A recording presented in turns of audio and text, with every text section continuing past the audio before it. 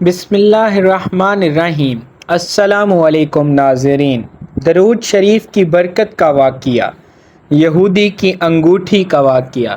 ایک یہودی کسی مسلمان کا پڑوسی تھا۔ اس یہودی کے ساتھ اس کا مسلمان پڑوسی بہت اچھا سلوک کرتا تھا۔ اس مسلمان کی یہ عادت تھی کہ وہ ہر تھوڑی دیر بعد یہ جملہ کہتا تھا: حضرت محمد صلی اللہ علیہ وآلہ وسلم پر درود شریف بھیجنے سے ہر دعا قبول ہوتی ہے اور ہر حاجت اور مراد پوری ہوتی ہے۔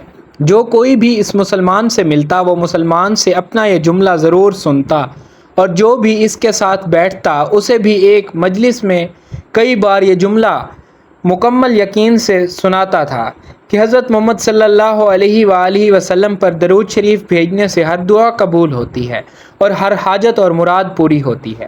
اس مسلمان کا یہ جملہ اس کے دل کا یقین تھا۔ اس نے ایک سازش تیار کی تاکہ اس مسلمان کو ذلیل اور رسوا کیا جائے اور درود شریف کی تاثیر پر اس کے یقین کو کمزور کیا جائے اور اس سے یہ جملہ کہنے کی عادت چھڑوائی جائے۔ یہودی نے ایک سنار سے سونے کی ایک انگوٹھی بنوائی اور اسے تاکید کی کہ ایسی انگوٹھی بنائے کہ اس جیسی انگوٹھی پہلے کسی کے لیے نہ بنائی ہو۔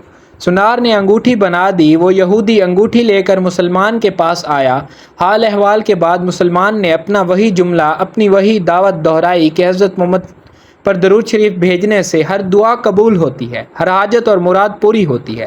یہودی نے دل میں کہا کہ اب بہت ہو گئی، بہت جلد یہ جملہ تم بھول جاؤ گے۔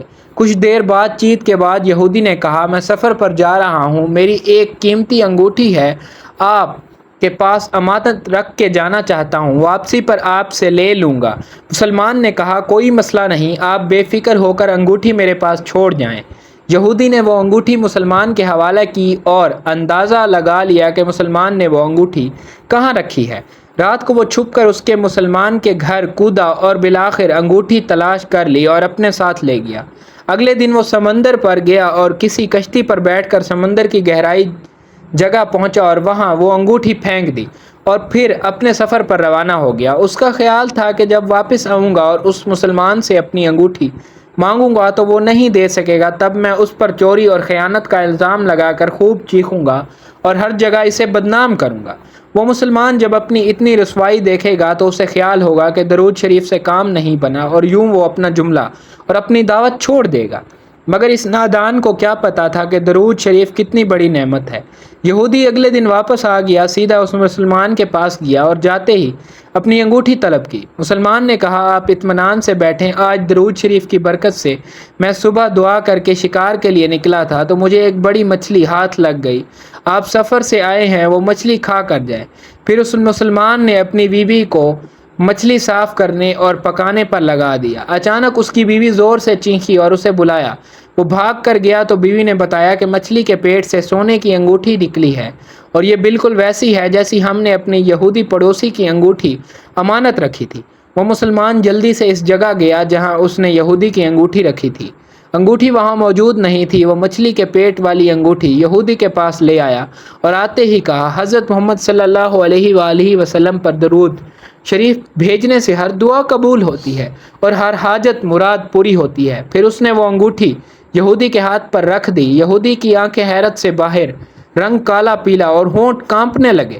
اس نے کہا: یہ انگوٹھی کہاں سے ملی؟ مسلمان نے کہا: جہاں ہم نے رکھی تھی وہاں ابھی دیکھی، وہاں تو نہیں ملی، مگر جو مچھلی آج شکار کی اس کے پیٹ سے مل گئی۔ معاملہ مجھے بھی سمجھ نہیں آ رہا، مگر الحمدللہ آپ کی امانت آپ کو پہنچی اور اللہ تعالیٰ نے مجھے پریشانی سے بچا لیا۔ بے شک حضرت محمد صلی اللہ علیہ وآلہ وسلم پر درود بھیجنے سے ہر دعا قبول ہوتی ہے اور ہر حاجت و مراد پوری ہوتی ہے۔ یہودی تھوڑی دیر کانپتا رہا، پھر بلک بلک کر رونے لگا۔ مسلمان اسے حیرانی سے دیکھ رہا تھا۔ یہودی نے کہا: مجھے غسل کی جگہ دے دیں۔ غسل کر کے آیا اور فوراً کلمہ طیبہ اور کلمہ شہادت پڑھنے لگا۔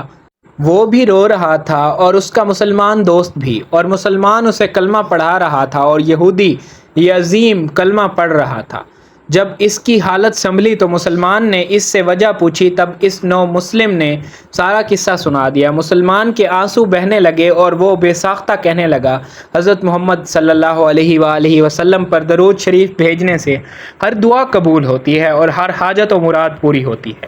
ایک آخری بات عرض کرتا چلوں کہ اگر کوئی بھی ویڈیو کال، واقعہ، سچی کہانی یا تحریر وغیرہ اچھی لگے تو مطالعہ کے بعد مزید تھوڑی دیر زحمت فرما کر اپنے دوستوں پہ شیئر کر لیا کریں۔